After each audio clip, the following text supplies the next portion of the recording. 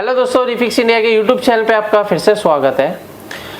तो दोस्तों, आज की वीडियो में हम देखेंगे कि पैनल नो पिक्चर कंडीशन में रहते हैं, किस तरीके से हम उसको चेक करेंगे।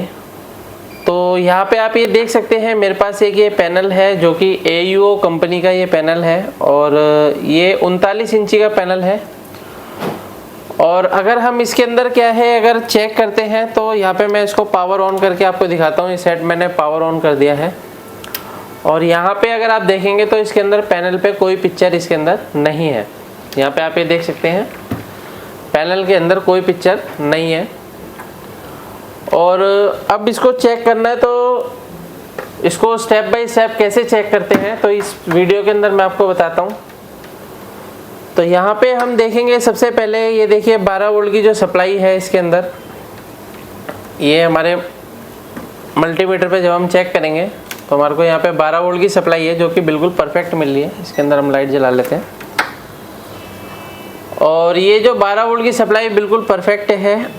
और यहाँ से जो 12 वोल्ट की सप्लाई है ये हमारी DC टू DCIC में जाता है। तो यहाँ पे मॉडिफिकेशन भी हुई है ऑलरेडी।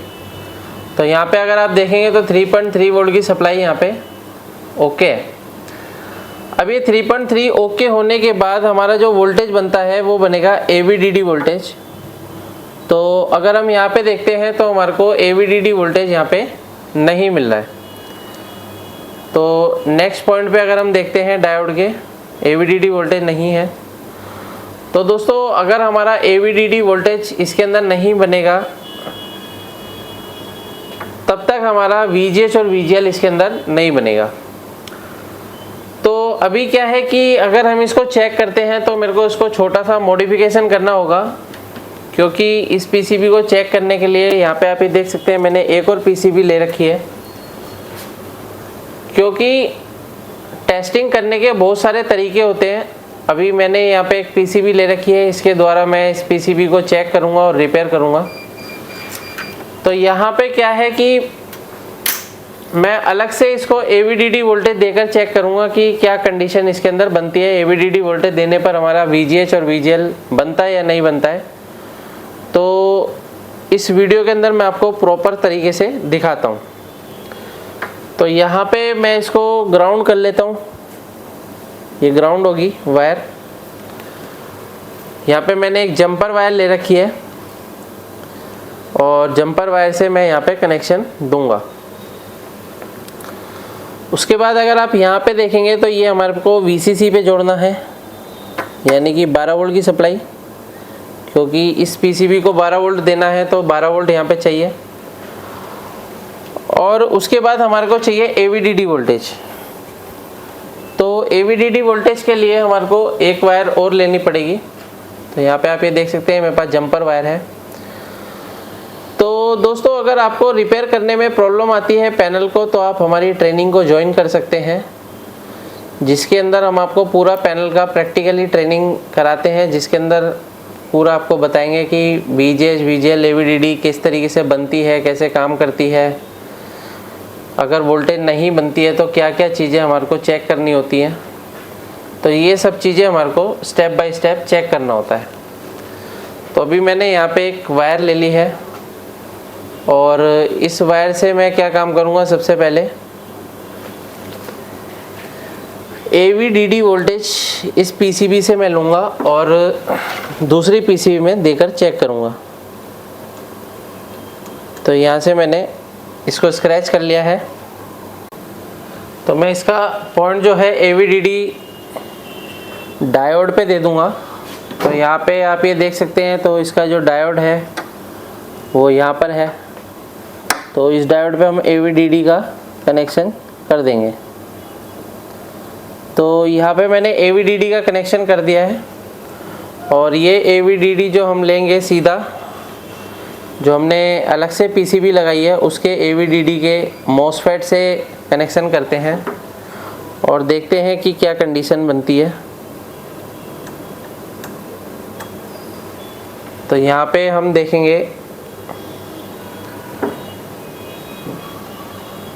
ये देखिए, ये मैं इस MOSFET से जोड़ देता हूँ। यहाँ पे एक MOSFET है और ये मैंने MOSFET के सोर्स से जोड़ दिया है। अभी दोस्तों सप्लाई दे के चेक करते हैं कि हमारा जो AVDD पॉइंट है वो क्या कंडीशन में है और पैनल किस कंडीशन में है। अलग से AVDD देने पर पैनल की क्या कंडीशन बनती है।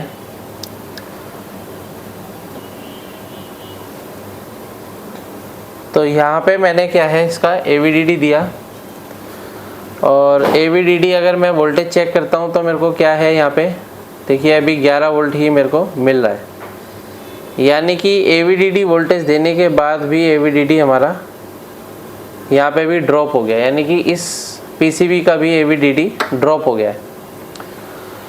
तो इस कंडीशन में क्या है कि हमारे को पहले एक एक करके अलग अलग वोल्टेज देकर चेक करना है। जैसे अभी मैंने AVDD दिया और AVDD देने पर हमारा वोल्टेज ड्रॉप हो गया, तो मैं AVDD को दोबारा से हटा लूँगा और अभी मैं इसकी जगह VGH देकर चेक करूँगा AVDD की जगह।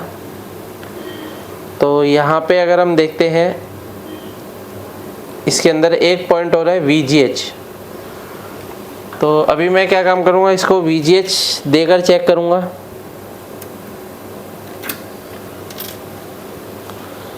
और VGH देखने पर देखते हैं क्या कंडीशन इसकी बनती है। तो इसका जो VGH का पॉइंट है वो यहाँ पर है।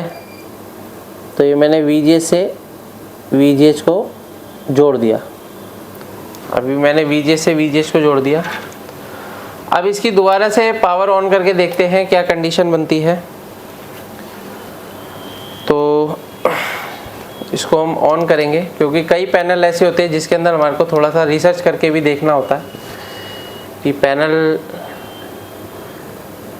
किस रास्ते पे चल रहा है। तो यहाँ पे आप ये देख सकते हैं अभी एक वर्टिकल बार हमारे को दिखाई दे रहा है और ये सेट हमारा ऑन हुआ है। तो वर्टिकल बार अगर हमारे को दिखाई दे रहा है तो इसका मतलब क्या है कि पैनल की ऑन होने की कंडीशन में है ये। और अभी देख सकते हैं यहाँ पे जो है इसका AVDD तो बन गया है, यानी कि AVDD वोल्टेज यहाँ पे बन रहा है। और यहाँ पे अगर मैं देखता हूँ तो इसका VGH वोल्टेज जो मैंने अलग से PCB से लिया है, तो VGH भी इसका बिल्कुल परफेक्ट तरीके से बन रहा है। तो अभी जो ये प्रॉब्लम आ रही है ये स्लो मोशन आ रहा है, यहाँ पे आप ये देख सकते हैं स्लो मोशन में है। तो इसका अगर मैं VGL चेक करता हूँ तो VGL आ रहा है या नहीं आ रहा वो भी चेक कर लेते हैं। तो यहाँ पे अगर मैं देखता हूँ तो इसको VGL पॉइंट पे मेरे को कोई वोल्टेज नहीं मिल रहा है। अब देखिए VGL पॉइंट पे अगर वोल्टेज नहीं मिल रहा है तो उस कंडीशन में क्या है कि हमारे को मल्टीमीटर को मैं यहाँ पे सेट कर लेता हूँ और यहाँ से मैं VGL पॉइंट उठाकर और उस पॉइंट पर देकर चेक करेंगे। तो यहाँ पे VGL है और इस पे भी VGL आ रहा है। तो अभी आप यहाँ पे देख सकते हैं कि जब भी आपको देखिए जंपर लगा के चेक करना है तो बिना जंपर के भी आप चेक कर सकते हैं। मल्टीमीटर को आप इस पोजीशन में लगा सकते हैं मिली एम्पियर पे और एक पिन को ग्राउंड पे रख के आप चेक कर सकते हैं। तो अभी क्या है इसके अंदर VGL वोल्टेज भी मिसिंग था, तो मैंने VGL चेक करने के लिए बिना जंपर लगाए आप चेक करके देख सकते हो। तो यहाँ पे मैंने एक पॉइंट VGL पे लगाया और दूसरा पॉइंट इसके VGL पे लगाया। तो यहाँ पे अगर हम देखते हैं तो हमारे को पिक्चर दिखाई दे रही है। तो यहाँ पे देख सकते हैं, ये देखिए ये इसका पिक्चर बन गया। तो अभी ये जो पिक्चर है बिल्कुल फर्स्ट क्लास तरीके से बन रही है। तो अभी मैं यहाँ पे एक जंपर और मार दूंगा तो यहाँ पे क्या है हमारा पैनल रेडी हो जाएगा। लेकिन अभी इस पैनल के अंदर थोड़ी सी दिक्कत है, ये दो कोफ हमारी ख़राब है। तो ये कोफ भी इसके अंदर चेंज करनी पड़ेगी, क्योंकि नो पिक्चर कंडीशन में पैनल रहते हैं तो पता नहीं चल पाता कौन सी कोफ ख़राब है कौन सी नहीं है। तो अभी क्या है कि हम इसकी कोफ को भी बाद में चेंज करेंगे, लेकिन फॉल्ट को फाइंड करने का एक तरीका हमारे को पता होना चाहिए प्रॉपर तरीके से कि हम किसी भी फॉल्ट को किस तरीके से डायग्नोज करते हैं और कैसे उसको रिपेयर करते हैं। तो ये सारी वीडियो मैं आप लोगों के लिए बनाता हूँ ताकि आप लोगों को भी अच्छी तरीके से नॉलेज हो। अगर आप प्रॉपर तरीके से सीखते हैं, अच्छे से काम करते हैं, तो आप भी आगे बढ़कर अपने काम को, व्यवसाय को बढ़ा सकते हैं। तो मैं क्या काम करता हूँ कि अभी इसका VGL से और VGL पे जंपर दूंगा।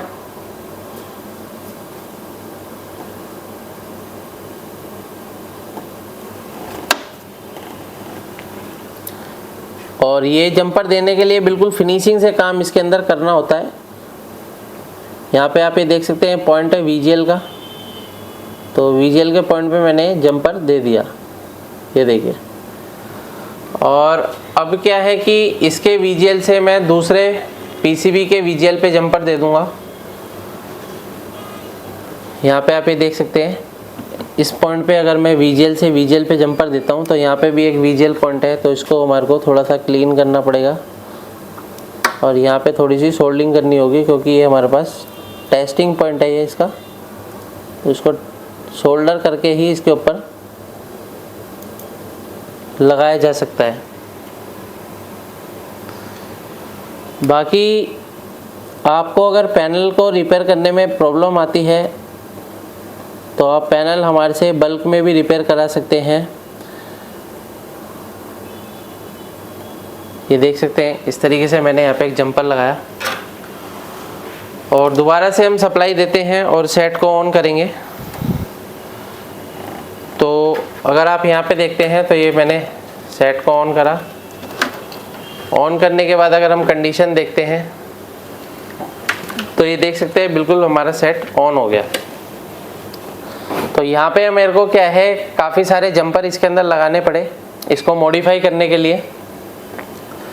और कभी कभार इस तरीके की प्रॉब्लम आती है कि हमारे को मॉडिफाई भी करना पड़ सकता है, लेकिन क्या है कि मैंने आप लोगों को एक इन्फॉर्मेशन देने के लिए किस तरीके से हम रिपेयर करते हैं ये वीडियो बनाया है।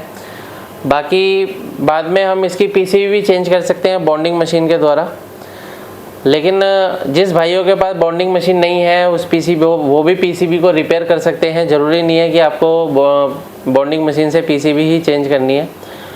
तो इस तरीके से आप किसी भी पैनल को आसानी से रिपेयर कर सकते हैं। वीडियो आपको पसंद आए तो वीडियो को लाइक करें, शेयर करें, कमेंट करें। Thank you friends.